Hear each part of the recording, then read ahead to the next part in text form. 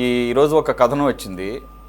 Steel ప్లాంట్లో ఎప్పుడో మూడో బ్లాస్ట్ ఫర్నేస్ ఆగస్టులో ప్రారంభమవుతుంది అని అనుకుంటున్న సందర్భంలో ఇప్పటి నుంచే దానికి సంబంధించిన ముడి సరుకులు కొనే ప్రక్రియ, దానిలో భాగంగా ఎవరైతే మరికొద్ది కాలంలోనే దానికన్నా ముందే రిటైర్ అవుతారో ఆ ఉన్నతాధికారులు ఈ పర్చేజింగ్ చేయడం ద్వారా ఒక కమిషన్లు కొట్టేసే కార్యక్రమం అయితే దానికి పూనుకుంటున్నారని ఒక కథనం వచ్చింది. ఒక షాకింగ్ లాగా అనిపిస్తుంది చూస్తుంటే. అంటే ఇంత జరిగిన తర్వాత కూడా అసలు పంపించే ఆర్థిక ప్యాకేజీ పూర్తిగా సరిపోదని చెప్పేసి మనం అనుకుంటుంటే, మళ్ళీ వచ్చిన దాంట్లో అందిన కాడికి దండుకుందాం అనేటటువంటి ఒక రాబందుల బ్యాచ్ మొదలవుతుందని చెప్పేసి వార్తలు వస్తున్నాయి. మీ అబ్జర్వేషన్ ఏంటి సార్? మీ దృష్టికి వచ్చింది ఇది అవకాశం ఉందా ఈ రకంగా ఉండే పరిస్థితి? రైట్, కొనేటప్పుడు కానీ లేదా ఒక మెటీరియల్ కొనేటప్పుడు కానీ ఇవన్నీ జనరల్గా ఉంటాయి. ఇప్పుడు వచ్చేసి ఒక విశాఖ బుక్ అనే కాదు, జనరల్గా అన్ని చోట్ల ఉంటాయి. ఇక్కడ కూడా వచ్చేసి డెఫినెట్గా ఉండే అవకాశాలు ఉన్నాయి అని పూర్తి వివరాలు ఎవరనేది తెలియదు, కానీ అవకాశాలు మాత్రము కమిషన్లు దండుకునే దానికి అవకాశాలు ఉంటాయి. డెఫినెట్గా లేదని చెప్పేదానికి లేదు, ఖచ్చితంగా ఉంటాయి. అని ఎవరు అనేది మనము చెప్పలేం, కానీ అది ఇంకా డీటెయిల్కి పోతే కానీ తెలియదు. ఇక్కడ సరే, what ever it may be, ఇది ప్రైవేట్ పరం కాకుండా ఉంటుందా అనేది ఇప్పటికీ డౌటే. రెండవది వచ్చేసి ఇది రివైవల్ అనేది అవుతుందా, ఆ రెండు అంశాలు కూడా నాకు ఇప్పటికీ డౌట్. ఇది పంటి నొప్పికి తుంటి మీద తన్నట్టుంది. ఇది యాక్చువల్గా నిజమైన చికిత్స లేదు. ఇప్పుడు మలేరియా వస్తుంది, మలేరియా వచ్చినప్పుడు సిమ్టమాటిక్ ట్రీట్మెంట్ ఉంటుంది, యాంటీ మలేరియల్ ట్రీట్మెంట్ ఉంటుంది. సిమ్టమాటిక్ ట్రీట్మెంట్ జ్వరము నొప్పులు తగ్గేదానికి సమ్ అనెల్సిక్స్ ఇస్తారు. అదే జబ్బు నయమయ్యేదానికి యాంటీ మలేరియల్ డ్రగ్స్ ఇవ్వాలి. ఇది రెండు ఇవ్వాలా, కానీ ఇక్కడ ఓన్లీ సిమ్టమాటిక్ ట్రీట్మెంట్ మాత్రమే ఇస్తానట్టుంది ఇక్కడ అది. కాబట్టి ఇది ప్రైవేట్ పరము చేయాలనే పాలసీ మ్యాటర్ అట్నే ఉంది. రెండవది, ఆల్రెడీ అప్పులే 25,000 కోట్లు ఉన్నాయి, 4 నెలల ముంటి జీతాలు లేవు, 3 బ్లాస్ట్ ఫర్నేస్ లో ఒకటి పనిచేయడం లేదు, వీళ్ళు ఇచ్చేది 11,440 కోట్లు. కాబట్టి అప్పులే 25,000 కోట్లు ఉన్నాయి. కాబట్టి నువ్వు అప్పులు తీస్తావా, జీతాలు ఇస్తావా, మిగతా మెటీరియల్ కొంటావా? మెటీరియల్ బ్లాస్ట్ ఫర్నేస్ మూడోది ఎందుకు లేదు? దానికి సంబంధించినటువంటి మెటీరియల్ పర్చేస్ చేసే కెపాసిటీ లేక. కాబట్టి ఇది దీనివలన ఒక 2-3 నెలలకు తాత్కాలిక ఉపశమనమే తప్ప ఇది ఏదో రివైవల్ అవుతుంది, మొత్తము పబ్లిక్ రంగ సంస్థగానే ఉంటుంది అనే దానికి నాకు ఏమాత్రము నమ్మకం కుదరడం లేదు.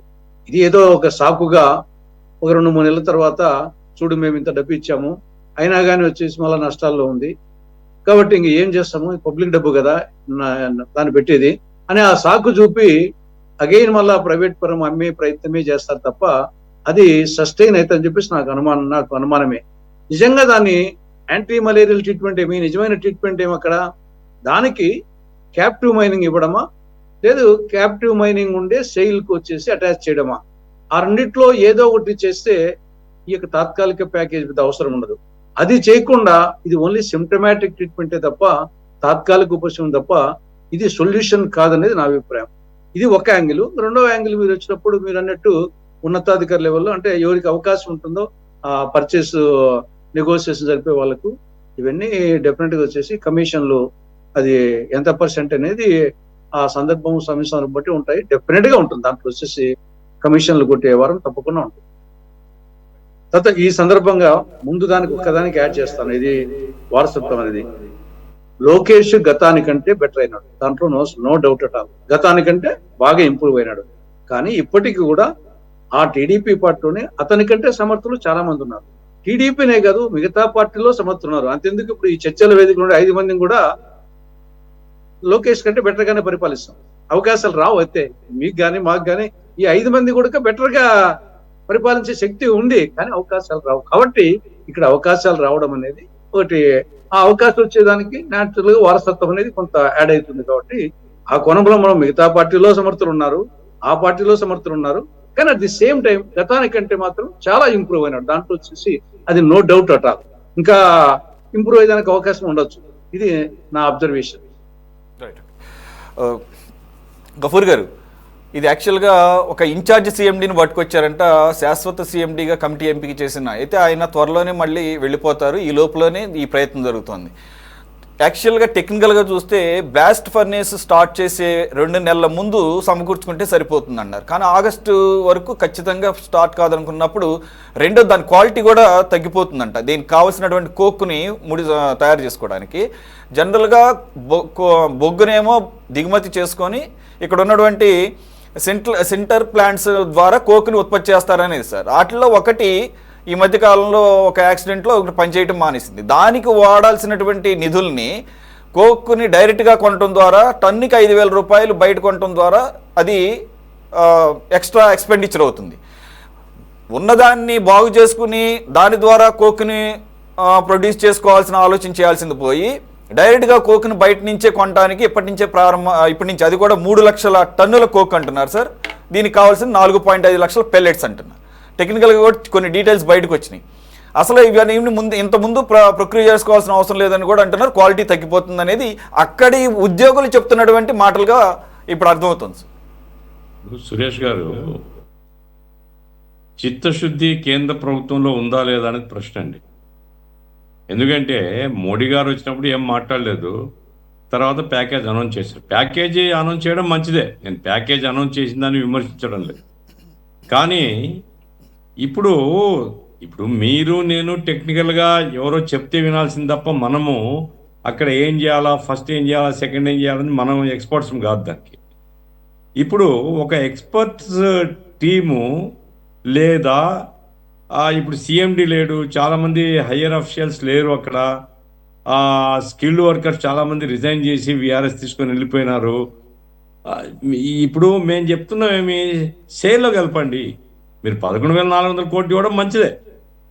సేల్లో కలిపితే సేల్లో టెక్నికల్ ఎక్స్పర్ట్స్ ఉంటారు. ఎందుకంటే ఆ సేల్ యొక్క పనే ఉక్కు ఫ్యాక్టరీలు నడపడం కాబట్టి, బొకారోలు నడుపుతున్నారు, ఇంకో చోట నడుపుతున్నారు కాబట్టి వాళ్లకు మనకంటే బెటర్ నాలెడ్జ్ ఉంటుంది కదా. థర్డ్ బ్లాస్ట్ ఫర్నెస్ స్టార్ట్ చేయాలంటే ఎప్పుడు ఏం చేయాలనేది. అట్లాగే ఆ టెక్నికల్గా ఉండేటువంటి ఆఫీసర్స్ ఎవరెవరు ఏమిటి అని సెంట్రల్ గవర్నమెంట్ ఫస్ట్ డిసైడ్. మీరు నేను చెప్పలేము ఇదిగో ఫలాని XYZ తీసుకొని రమ్మని. కాబట్టి అసలు చిత్తశుద్ధి ఉందా? ఇప్పుడు చంకలు గుద్దుకోవడం ఎవరేం చేయొచ్చు, 11,400 కోట్లు చూడండి మా గొప్పతనం అని. కానీ 11,400 కోట్లు ఇట్లా ఉంటే ఆవిరైపోతుంది. కాబట్టి తక్షణం కేంద్ర ప్రభుత్వం జోక్యం చేసుకొని సేల్లో దీన్ని విలీనం చేసి, లేదా సేల్ మేనేజ్మెంట్ విలీనం చేయడం తర్వాత చేసుకోవచ్చు, మేనేజ్మెంట్కైనా ఇమ్మీడియట్గా సేల్ వాళ్ళు మేనేజ్ చేస్తారనే పద్ధతిలో ఒక టీమ్ ఆఫ్ టెక్నోక్రాట్స్ను తీసుకుని వచ్చి అక్కడ కూర్చోబెట్టి అవసరమైనటువంటి సెంట్రల్ గవర్నమెంట్ హెల్ప్ మీకు ఉంటుంది, మీరు చెయ్యండి అని చెప్తే అది ఏమన్నా అవుతుందండి. అది అట్లాంటి ఆలోచన కేంద్ర ప్రభుత్వంలో కనపడడం లేదు. ఇప్పుడు చంద్రబాబు నాయుడు గారు ఆయన ఎఫర్ట్స్ ఉండొచ్చు, నేనేం కాదన్ను. ఆర్సీ మిట్టల్కు క్యాప్టివ్ మైన్స్ ఇవ్వండి అని మొన్న అప్పీల్ చేసినాడు. అదంత అవసరం లేదు. ఇప్పుడు ముందు స్టీల్ ప్లాంట్ క్యాపిటల్ మైన్స్ అడగాల మనం. కాబట్టి స్టేట్ గవర్నమెంట్ సెంట్రల్ గవర్నమెంట్ మీద ప్రెజర్ తీసుకుని వచ్చి, కూటమి పాలన కాబట్టి బీజేపీ కూడా పార్ట్నర్ కాబట్టి, అయ్యా మీరు కొంత డబ్బు ఇచ్చినంత మాత్రాన ఇది సజావుగా నడవదు, ఈ డిఫికల్టీస్ ఉన్నాయి, కాబట్టి మీరు సేల్లో విలీనం చేయండి, క్యాప్టివ్ మైన్స్ ఇవ్వండి అనేటువంటి పద్ధతిలో తీసుకుని వచ్చి ఒక సొల్యూషన్ అవుతుంది. అది కనుక సాధించుకుంటే. అది సాధించుకోకపోతే మాత్రం స్టీల్ ప్లాంట్ కేవలం 11,000 కోట్లతో రివైవ్ అయిపోయి ఇదంతా బ్రహ్మాండంగా అభివృద్ధి చెందుతుందంటే పిచ్చోళ్ళు అనుకోవాల్సింది తప్ప ప్రాక్టికల్గా తెలిసిన వాళ్ళు ఎవరు అనుకోవడానికి లేదండి. ఎందుకంటే బ్యాంక్స్ లోన్స్ అన్ని రీషెడ్యూల్ చేయించవచ్చు. ఎప్పుడు చేస్తారు బ్యాంక్స్ వాళ్ళు? వాళ్ళకు నమ్మకం కలగాల ఇది రివైవ్ అవుతుంది అంటే వాళ్ళు కూడా అంగీకరిస్తారు. కాబట్టి లోన్స్ రీషెడ్యూల్ చేయించుకోవాలా, ఈ మెటీరియల్ అంతా మొబిలైజ్ చేసుకోవాలా, మ్యాన్ పవర్ ఉందో లేదో చూసుకోవాలా, అట్లాగే ఈ టెక్నోక్రాట్స్ ఎక్కడెక్కడ అవసరమో వాళ్ళందరినీ తెచ్చుకోవాలా. ఇది ఒక చాలా టాస్క్ అండి ఇది. ఇవన్నీ జరగాలంటే మీకు డబ్బులు ఇచ్చేసినాం, మీరు కార్మికులు మీ ఇష్టం, మీరు బాగు చేసుకుంటారా, లేకుంటే దీన్ని ప్రైవేటైజ్ చేయాలన్నా అంటే చాలా అన్యాయము, మోసం చేయడం అవుతుంది ఇది. కాబట్టి ఇప్పుడు ఆగస్టులో కొనాల్సింది ఇప్పుడు ఎందుకు కొంటున్నారండి? ఆగస్టులో కొనాల్సింది ఇప్పుడు కొనడము అంటే ఈ డబ్బులు అయిపోగొట్టడమే కదా. అయితే ఆగస్టులో కొనాలన్నా ఇప్పుడు కొనాలన్నా నేను మీరు చెప్పలేము, అది టెక్నోక్రాట్స్ చెప్పాలా. మరి సెంట్రల్ గవర్నమెంట్ జోక్యం చేసుకోవాలా. దీన్ని పిచ్చోళ్ళ స్వర్గానికి వదిలిపెట్టి ఇదిగో డబ్బులు ఇస్తున్నాం పండుగ చేసుకోండి అంటే పండుగ చేసుకుంటారు, పండుగ చేసుకొని రిటైర్ అయిపోయి వెళ్ళిపోతాడు. వర్కర్ల యొక్క సుదీర్ఘ భవిష్యత్ ఏమిటి, అట్లాగే ఆ ప్రాంతం యొక్క భవిష్యత్ ఏమిటి, 1,00,000 మంది కార్మికులు దాని మీద ఆధారపడి బతుకుతున్నారు, వాళ్ళ జీవితాలు ఏమిటి, విశాఖ నగరం యొక్క అభివృద్ధికి సంబంధించినటువంటి సమస్య ఏమిటి, ఇవన్నీ ఉన్నాయి. కాబట్టి ఇక్కడ నేను చంద్రబాబు నాయుడు గారు ఫెయిల్ అయిపోయినారు అది నేను చెప్పదలుచుకోలేదు. నేను చెప్తున్నది ఏంటంటే కేవలం ఒక ప్యాకేజ్ తీసుకొని రావడంతో పూర్తి కాలేదు. సెంట్రల్ గవర్నమెంట్ను ప్రెజరైజ్ చేసి సెయిల్లో విలీనం చేస్తే మనకు సగం హెడేక్ పోతుంది. ఎందుకంటే ఎక్స్పర్టైజేషన్ అక్కడ ఉంది, వాళ్ళు నడుపుతున్నారు దేశంలో స్టీల్ ప్లాంట్స్. కాబట్టి అది ఎప్పుడెప్పుడు ఏమేం చేయాలని ఒక షెడ్యూల్ తయారు చేస్తారు. ఆ రకంగా సెంట్రల్ గవర్నమెంట్కు వాళ్ళు అడుగుతారు, అది సర్దుకుంటుంది. ఆ రకంగా చేయడం తప్ప ఇప్పుడు వేరే పరిష్కారము అవుతుందని నేను అనుకోను. ఈ డబ్బులు మాత్రం ఇంకా 1 నెల 2 నెలలు ఇట్లాగే ఉన్నాయనుకోండి, డబ్బులు మాత్రం అయిపోతాయి. అది ఇంక ఎవరు తిన్నారా తినలేదా, కమిషన్లా ఏమి లేదా వడ్డీ కట్టినారా లేకుంటే ఏం చేసినారని చెప్పలేం, కానీ డబ్బులు మాత్రం అయిపోతాయి. మళ్ళీ ఇదే బతకది. రైట్, అలాగే అనిపిస్తుంది. రఫీ గారు, మీరు ఎంతో కష్టపడి ఒప్పించి ఇది కూటమి యొక్క విజయం, కూటమి అచీవ్మెంట్ అని చెప్తున్నారు. మరి అచీవ్మెంట్ ప్యాకేజ్ తీసుకురావడమే కాదు కదా, ఆ ప్యాకేజీ సక్రమంగా అమలు అవుతుందా లేదా అనేది చూడాల్సిన. కోర్స్ ఉంటుందేమో తెలియదు, కానీ అక్కడ ఎంప్లాయీస్ భయపడుతున్నటువంటి వాస్తవ పరిస్థితులు ఏంటంటే, అంటే ఏం జరగబోతుంది అనే దానికి ఆల్రెడీ 3 లక్షల టన్నుల కోక్ ఆర్డర్కి రెడీ చేస్తున్నారని చెప్పేసి 2 నెలల ముందు ప్రొక్యూర్ చేసుకుంటే సరిపోతుంది. ఎప్పుడు కూడా గతంలో 1.5 లక్షల టన్నుల కోక్ కన్నా కూడా ఎప్పుడు నిల్వ లేదు అన్న ఒక దీన్ని కూడా తీసుకొస్తున్నారు. మరి దీంట్లో మరి గవర్నమెంట్ సార్ గఫూర్ గారు, విలువ పెడితే అగ్ని ప్రమాదాలు జరిగే ప్రమాదం ఉన్నది, ప్లాంట్ కాలిపోయే ప్రమాదం ఉంది. ఎప్పుడు ఎక్కువ కోక్ పెట్టరు. మరి ఎందుకు నిర్ణయం తీసుకున్నారో మనకు తెలియదు. ఓకే, ఇంకోటి క్వాలిటీ కూడా డౌన్ అవుతుంది అంటున్నారు. అన్ని నెలల ముందు కనుక తీసుకుంటే వాడాల్సినటువంటి కోక్కి క్వాలిటీ కూడా డిమినిష్ అయిపోతుంది అంటున్నారు. రఫీ గారు,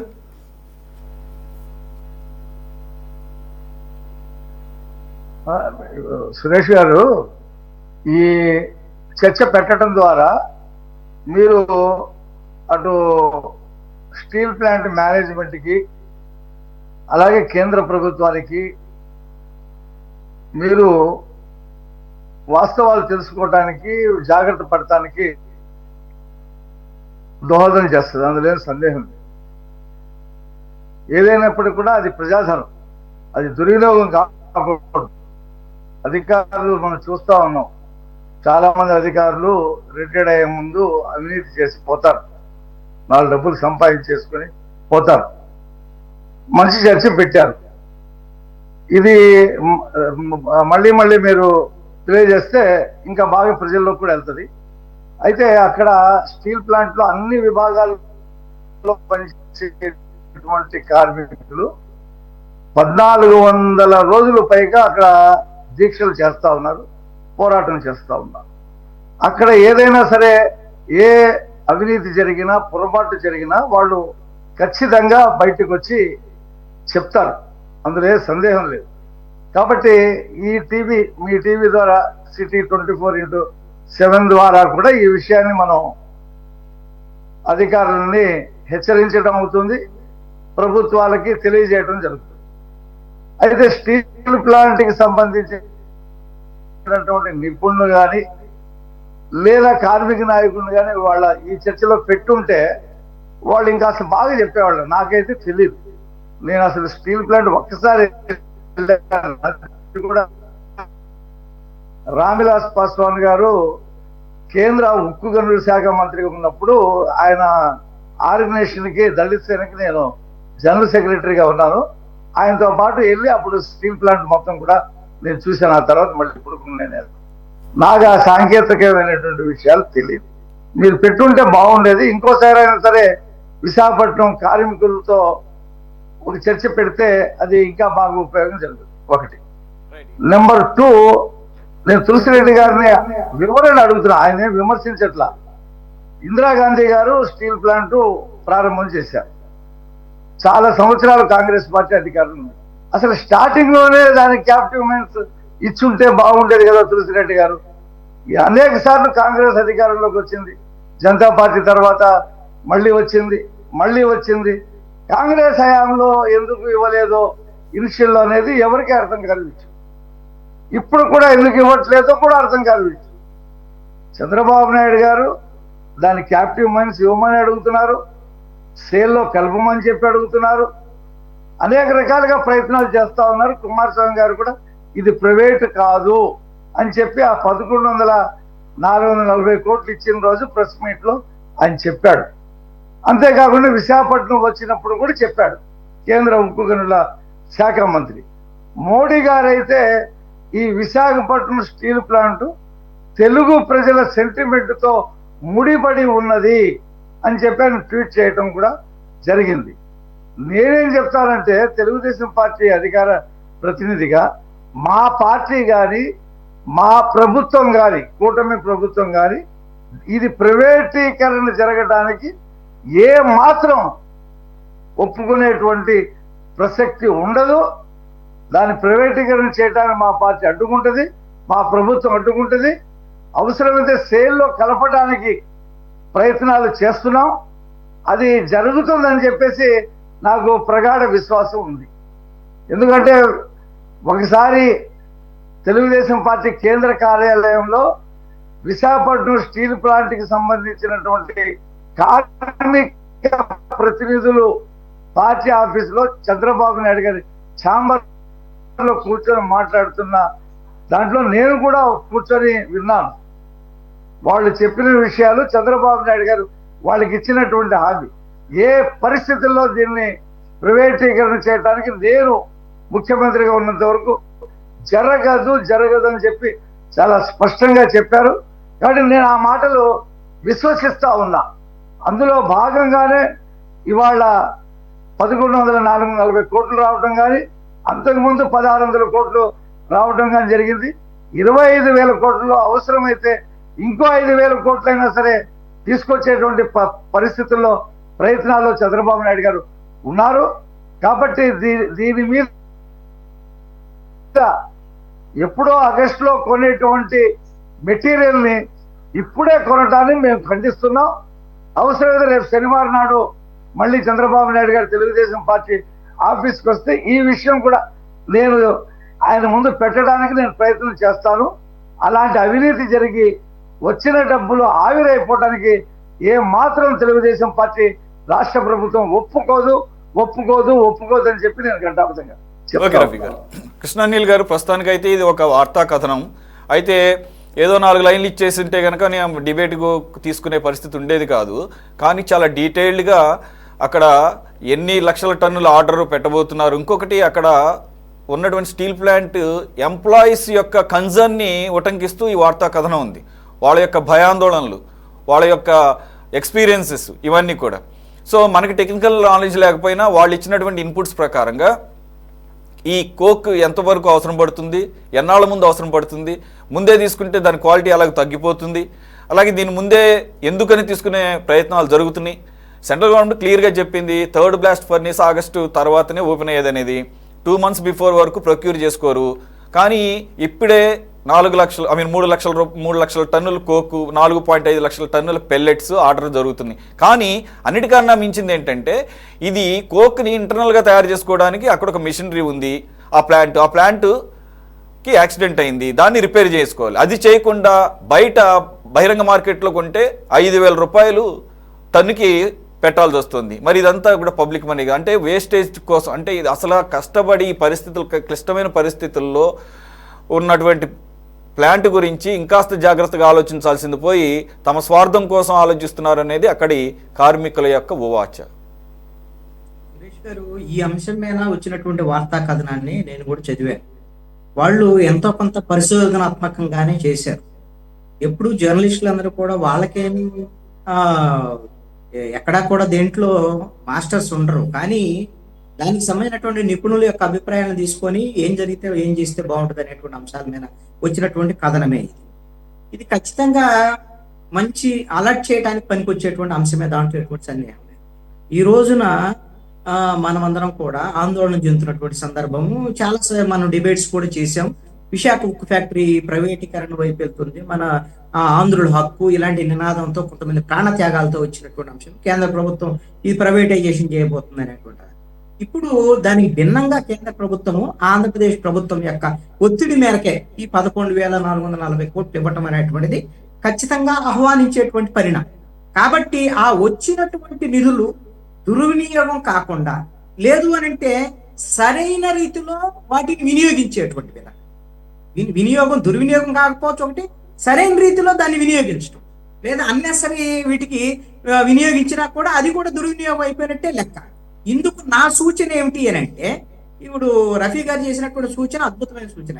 ఏంటి అని అంటే, ఎక్స్పర్ట్స్ తో మరొకసారి మీరు డిబేట్ పెట్టడం అనేటువంటి మంచి సూచన. ఇది ఎందుకంటే ఇది అలర్ట్ చేయడానికి మనకి పనికొచ్చింది. అయితే ఇక్కడ నేనేమంటా అంటే, మీడియా పాత్ర వరకే కాదు ఈ పని, ఆంధ్రప్రదేశ్ ప్రభుత్వం కానివ్వండి, కేంద్ర ప్రభుత్వం కానివ్వండి, వాళ్ళు కూడా చెయ్యొచ్చు.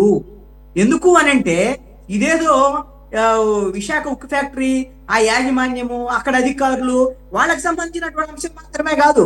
కేంద్ర ప్రభుత్వం ఇచ్చినటువంటి డబ్బులు, ఆంధ్రప్రదేశ్ ప్రభుత్వం కేంద్ర ప్రభుత్వం మీద ఒత్తిడి చేసి తీసుకొచ్చినటువంటి డబ్బులు, దీనికి సంబంధించిన వ్యవహారంలో వీటిని ఎలా యూటిలైజ్ చేస్తే బాగుంటుంది అనేటువంటి అంశం మీద ఎక్స్పర్ట్స్ తో ఒక కమిటీ వేసి అభిప్రాయాలు తీసుకోవచ్చు.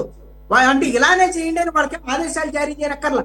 నేను ఒక సూచన చేస్తాను. మనం డెమోక్రటిక్ దీంట్లో ఉన్నాం కాబట్టి, ఏదో కేంద్ర ప్రభుత్వం ఈ ఒక్క అంశం మీద ఏదో పెద్ద జాగ్రత్తలు తీసుకుంటుందని నేను అనుకోను. ఆంధ్రప్రదేశ్ ప్రభుత్వం ఆ జాగ్రత్తలు తీసుకుంటుంది కాబట్టి, కూటమి ప్రభుత్వము ఎక్స్పర్ట్స్ తోనూ రాజకీయ పార్టీలతోనూ, అదే విధంగా వీటికి సంబంధించినటువంటి ఇంతకుముందు సెయిల్లో పనిచేసినటువంటి అధికారులు, రిటైర్ అయినటువంటి వాళ్ళు, వీటికి సంబంధించినటువంటి వాళ్ళందరితో ఒక అఖిలపక్ష సమావేశం ఏర్పాటు చేయమనండి ఆంధ్రప్రదేశ్ ప్రభుత్వాన్ని. ఏం తప్పేముంది? ఆంధ్రప్రదేశ్ ప్రభుత్వము ఒక సిమెంట్ ఫ్యాక్టరీ, మన ఉక్కు ఫ్యాక్టరీని కాపాడుకోవడానికి చేసేటువంటి ప్రయత్నాల్లో భాగంగా కదా అది. చంద్రబాబు నాయుడు గారు అలాంటి ప్రయత్నం చేశాడు అనుకోండి, మంచిదే, అన్ని పార్టీలు వస్తాయి. వీళ్ళందరూ ఇప్పుడు వీళ్ళకి అనేక అనుమానాలు చెప్పారు కదా, సిపిఎం గురించి కానీ కాంగ్రెస్ కానీ వీళ్ళు అనుమానాలు చెప్పారు. అవి కూడా అడుగుతారు రేపు పొద్దున. కాదు, మేము విశాఖ ఉక్కు ఫ్యాక్టరీని ప్రైవేటీకరించబోము, మేము సెయిల్లో విలీనం చేసి ఎన్ఎండిసి నుంచి మేము అక్కడ గనులు తీసుకునే దానికి ప్రయత్నాలు జరుగుతున్నాయి అనేటువంటి విషయాలు ఎవరైనా సరే కేంద్ర పరిశ్రమల శాఖ మంత్రిని ఎవరైనా పిలిస్తే వాళ్ళు కూడా రావచ్చు. లేదంటే వాళ్ళ తరపున ఎవరన్నా ఒకళ్ళు వచ్చేదానికి మాట్లాడేదానికి అఫీషియల్ గా పెట్టండి. ఇది డిబేట్స్ కూడా జరగాల్సిందే, నేను కాదంటల్లా. ఇవన్నీ అభిప్రాయాలు మనం పబ్లిక్ లో త్రూ చేస్తాం. చేసిన తర్వాత ప్రభుత్వానికి అలర్ట్ అవుతాయి. ఇక్కడ ప్రతి అంశంలో కూడా కరప్షన్ అనేటువంటిది అన్ని చోట్ల ఖచ్చితంగా ఉంటది. ఎప్పుడైతే అప్రమత్తంగా ఉంటామో ఈ కరప్షన్ జరగబోతుంది అనేటువంటిది ఒక అలర్ట్ అనేటువంటిది ఉంటుంది, అప్పుడు వాళ్ళు భయపడేదానికి అవకాశం ఉంటుంది. కాబట్టి ఇప్పుడు బాధ్యత వహించినటువంటి ఆంధ్రప్రదేశ్ కూటమి ప్రభుత్వము ఖచ్చితంగా ఆంధ్రప్రదేశ్ ప్రజలందరూ మిమ్మల్ని అప్రిషియేట్ చేస్తున్నారు. ఒకటి, విశాఖపట్నానికి తీసుకొచ్చినటువంటి డబ్బులు, 2 పోలవరానికి తీసుకొచ్చినటువంటి డబ్బులు, 3 అమరావతికి తెచ్చినటువంటి అప్పుల ద్వారా సరే 31,000 కోట్ల రూపాయలు. ఈ 3 ఈ కూటమి ప్రభుత్వం తీసుకొచ్చినటువంటి అద్భుతమైనటువంటి కార్యక్రమాల్లో ముఖ్యమైనటువంటి మిగతా సంగతి ఏదైనా కానివ్వండి. మీరు దీన్ని మరింత ముందుకు తీసుకొచ్చేదానికి విశాఖ ఉక్కు ఫ్యాక్టరీ కాపాడుకునేటువంటి విషయంలో ఇంకొక చొరవ తీసుకోమని నేను ముఖ్యమంత్రి చంద్రబాబు నాయుడుకి, అదే విధంగా దాని మీద ఉద్యమం చేసినటువంటి డిప్యూటీ సీఎం పవన్ కళ్యాణ్ కి నేను సిటీ 24/7 ద్వారా నా వైపు నుంచి ఆంధ్రప్రదేశ్ ప్రజల తరఫున నేను సూచన చేస్తాను. ఓకే, రఫీ గారు కంక్లూడ్ ప్లీజ్. ఏం లేదు సార్, ఇక్కడ మా పల్లా శ్రీనివాసరావు గారు ఉన్నారు, గాజువాక ఎమ్మెల్యే, పార్టీ రాష్ట్ర అధ్యక్షుడు. ఆయన ఈ విషయాన్ని ఎప్పటికప్పుడు విశాఖ ఉక్కు ఫ్యాక్టరీకి సంబంధించినటువంటి ఆందోళనలు, అక్కడ లోపల ఏం జరుగుతున్నాయి, కేంద్రంతో రాష్ట్ర ప్రభుత్వం ఇప్పుడు కూడా అలర్ట్ గా ఉన్నారు. ఈ విషయం ఆయన దృష్టికి వెళ్ళి ఉంటుందని చెప్పి అనుకుంటున్నా. నేను రేపు కలిస్తే కూడా. రెండోది, కేంద్ర ఉక్కు గనుల శాఖ సహాయ మంత్రి మన నర్సాపురం ఎంపీ, ఆయన ఆంధ్రప్రదేశ్ వాడే కాబట్టి ఈ విషయం కూడా ఆయన దృష్టికి వెళ్ళి ఉంటుంది.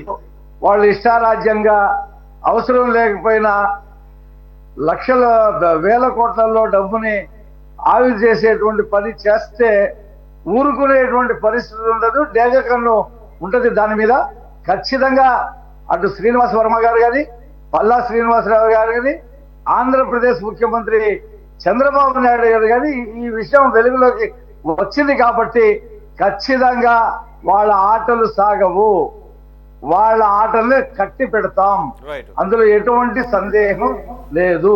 నేను తులసిరెడ్డి గారికి ఒక క్వశ్చన్, అంటే నాకు తెలియదు, ఆయన చెప్తే ఆయన అనుభవం ఉంది కాబట్టి, అసలు ఆ ఫ్యాక్టరీ స్టార్ట్ చేసినప్పుడే ఎందుకు క్యాపిటివ్ మైన్స్ ఇవ్వలేదు ఇందిరాగాంధీ దగ్గర నుంచి అనేది ప్రశ్న నాకే కాదు చాలా మందికి ఉంది. ఎందుకు ఇవ్వలేదు అప్పుడు? అన్ని ఫ్యాక్టరీలకి అన్నిటికీ ఇచ్చారు కదా, దీనికి ఎందుకు ఇవ్వలేదు అనేది తులసిరెడ్డి గారు చెప్తే తెలుసుకుందామని, అంతకంటే ఏం కాదు. ఓకే, ఇప్పుడు మీరు చెప్పినట్లు అప్పి గారి క్వశ్చన్ రీజనబులే, కానీ క్యాప్టివ్ మైనింగ్ అవసరం అనేది పెద్దగా చర్చకు రాలే. ఎందుకంటే గతంలో ఈ విధంగా కంటిన్యూస్ గా నష్టాలకి పోలే, గతంలో లాభాల్లో ఉన్నది కాబట్టి ఈ యొక్క క్యాప్టివ్ మైనింగ్ అనేది డిమాండ్ ఫ్యాక్టరీ నుండి రాలేదు, పబ్లిక్ నుండి, పొలిటికల్ పార్టీస్ నుండి రాలేదు. కానీ అది వచ్చేసి ఎందుకు అప్పుడు చేసిన అది రీజనబుల్ క్వశ్చనే.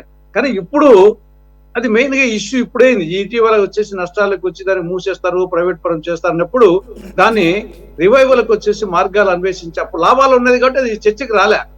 ఇప్పుడు అది నష్టాలకు పోతుంది కాబట్టి కంటిన్యూస్ గా చర్చకు వస్తుంది కాబట్టి. తులసిరెడ్డి నాకేం పెద్ద నాలెడ్జ్ లేదు కానీ నాకు అబ్జర్వేషన్ ఉన్నది. ఇప్పుడు క్యాప్టివ్ మైన్స్ అనేది, ఒక్క నిమిషం రఫీ గారు, క్యాప్టివ్ మైన్స్ అనేవి ప్లాంట్ కి రీచబుల్ గా ఉండాలనేది కూడా ఒక క్రైటీరియా ఉండాలేమో, లేదంటే ట్రాన్స్పోర్టేషన్ ఆ కాస్ట్ పెరిగిపోతుంది. నాకు తెలిసి మొన్ననే ఫస్ట్ టైం అనుకుంటూ కుమారస్వామి గారు మనం ఇప్పుడు క్యాప్టివ్ మైన్స్ గురించి అంటే ఈ అంశం రాలా, ఆల్రెడీ దీన్ని క్యాప్టివ్ మైన్స్ కేటాయించారంట, ఒరిస్సాలో ఉన్నాయంట, కానీ దాంట్లో ఇంతవరకు ఏమీ దాంట్లో తవ్వకాలు ఏమీ ప్రారంభం కాలేదని అంటున్నారు. మరి నేను క్యాప్టివ్ మైన్స్ దీనికి ఉన్నవి కానీ వాటిని ఇంతవరకు ప్రారంభం చేయలేదండి. రెండో పాయింట్ సార్, నాకు తులసిరెడ్డి గారే చెప్పాలి. మొదట్లో ఇందిరాగాంధీ గవర్నమెంట్ ఫీజిబిలిటీ స్టడీ చేసి ఫీజిబిలిటీ ఉంటేనే అక్కడ స్టీల్ ప్లాంట్ అన్న దీనికి వచ్చిన తర్వాత ఫీజిబిలిటీ లేదని చెప్పేసి స్టీల్ ప్లాంట్ని ప్రపోజల్ని వెనక్కి తీసుకున్నప్పుడే ఈ ఉద్యమం స్టార్ట్ అయింది అనేది విన్నాను నేను. మరి ఫీజిబిలిటీ అంటే ఇది కూడా ఉందేమో, క్యాప్టివ్ మైన్స్ అనేది ఈ ప్లాంట్కి కల్పించడం సాధ్యపడదు కాబట్టి ఇక్కడ పెట్టడం ఫీజిబిలిటీ కాదని ఏమన్నా నిర్ణయం తీసుకున్నారేమో అనుకుంటున్నాను నేను నాకు పెద్దగా దీని గురించి నేను చదివినంత వరకు చెప్తున్నాను. సురేష్ గారు, సరే ఏదేమైనా అనేక సంవత్సరాల పాటు లాభాలు ఉన్నాయి కాబట్టి ఇష్యూ రాలేదు, ఇప్పుడు నష్టాలకు పోతుంది కాబట్టి కంటిన్యూస్ గా ఇష్యూ వస్తుంది కాబట్టి ఇప్పుడు ప్రస్తుతం ఇష్యూ కాబట్టి దాని గురించి ఆలోచించారు. సురేష్ గారు చిన్న సబ్మిషన్, Yeah. ఇప్పుడు చంద్రబాబు నాయుడు గారు కుమారస్వామి గారు చెప్పింది కరెక్ట్ కాదు. క్యాప్టివ్ మైన్స్ ఇప్పుడు కేటాయించలేదు.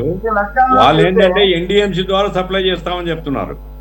ఎన్డీఎంసీ ద్వారా సప్లై చేసినా ఎన్డీఎంసీ కూడా ఇది వాళ్ళ సొంత ఇండస్ట్రీ కాదు కాబట్టి మార్కెట్ లో అమ్మే పద్ధతిలోనే అమ్ముతారు వాళ్ళు. ఏమైనా క్యాప్టివ్ మైన్స్ కేటాయించాలా? దూరం దగ్గర ఏం లేదండి. ఇప్పుడు దగ్గర ఉండాలి అనేది ఏం లేదు, దూరం నుంచి కూడా తెచ్చుకుంటారు, దూరం నుంచి కూడా తెచ్చుకునే అవకాశం ఉంది. కాబట్టి క్యాప్టివ్ మైన్స్ కేటాయించడం, సేల్లో కలపడం రెండు చాలా ముఖ్యమైనటువంటి అవసరాలండి ఈరోజు. ఇక్కడ ఒక పాయింట్ మీరు ఇందాక సురేష్ గారు మీరు రఫీ గారు నేను ఒక మాట వాజ్పేయి గారు ప్రధానమంత్రిగా ఉన్నప్పుడు కూడా ఈ సమస్య వచ్చింది. ఇది ఈ స్టీల్ ప్లాంట్ ని ప్రైవేటీకరణ చేయాలా, ఇది నష్టాల్లో ఉంది అంటే చంద్రబాబు నాయుడు గారు ఒకటి ఎంపీలని అన్ని రాజకీయ పార్టీలను తీసుకెళ్ళి చెప్పడం, అప్పుడు 1200 కోట్లు రిలీజ్ చేయడం, మళ్ళీ దాన్ని గాడిలో పెట్టడం జరిగింది. ఆ తర్వాత 10 సంవత్సరాలు కాంగ్రెస్ గవర్నమెంట్ ఉంది, అప్పుడు లాభాల్లోనే ఉండేమో నాకు తెలీదు, నష్టాల్లో అయితే నేను అనేది 2014 వరకు కూడా 6.3 టన్ ఆ కెపాసిటీతో ఉన్నంతసేపు కూడా ఇది లాభాల్లోనే ఉంది. 2014 తర్వాత ఎక్స్పాండ్ చేయటం మూలంగా నష్టాల్లోకి కూరిపోయిందని మొన్ననే కుమారస్వామి గారు దానికి ఎక్స్ప్లెనేషన్ మొత్తం కూడా డీటెయిల్ గా చెప్పడం జరిగింది. ఇక్కడ ఏంటంటే కిరణాల నుండి తెస్తున్నారు, ఇది దానికి ఐరన్ ఓరు ఇక పక్కనేం లేదు, అది చాలా దూరం ఉంది కిరణాలు. ఆ కిరణాలు అంటే మన అరకు వెళ్ళేటువంటి ట్రైను కిరణాల లైన్లోనే కొంత దూరం వెళ్ళి ఇది ఆగిపోతే ప్యాసింజర్ ట్రైను గూడ్సులు పోతా ఉంటాయి. ఇప్పుడు ఒరిస్సా నుండి తీసుకురావడం పెద్ద కష్టమేం కాదు. ఎందుకో ఈ క్యాప్టివ్ మైన్ విషయంలో అది ఒక చిక్కుముడి కింద మారిందో అది తొందరలో క్లియర్ అవుతుందని చెప్పి నేను ఆశాభావం వ్యక్తం చేస్తున్నా. ఎవరైనా కానీ ఓపెన్ ఆక్షన్ లో పాల్గొనాలనేది NMDC rules, if I'm not wrong. ఇక్కడ ఒక అంశమే నేను చెప్తాను సురేష్ గారు. క్యాప్టివ్ మైన్స్ విషయంలో కానివ్వండి, అందుబాటులో ఉండటం లేదా ఇంకోటి ఇవన్నీ కేటాయింపు లేకపోవడం కాంగ్రెస్ ప్రభుత్వంలో ఒకటే రీజన్గా నేను అబ్జర్వ్ చేసిన దాంట్లో, ఎప్పుడు కూడా ప్రభుత్వాలకు సంబంధించినటువంటి వ్యవహారం, ఈ ప్రభుత్వానికి సంబంధించినటువంటి ఏది విశాఖ ఉక్కు ఫ్యాక్టరీ కింద పూర్తి స్థాయిలో రన్ అయ్యి లాభాల్లో గిన ఉంటే, ప్రైవేటు సంస్థలకు సంబంధించినటువంటి వ్యవహారము వాళ్ళకి అంత ఇష్టమైనటువంటి వ్యవహారం కాదు. వాళ్ళ ప్రభావం ప్రభుత్వాల మీద ఉండటం కూడా ఇది ఒక కారణం అనేటువంటి ఒక అంశం.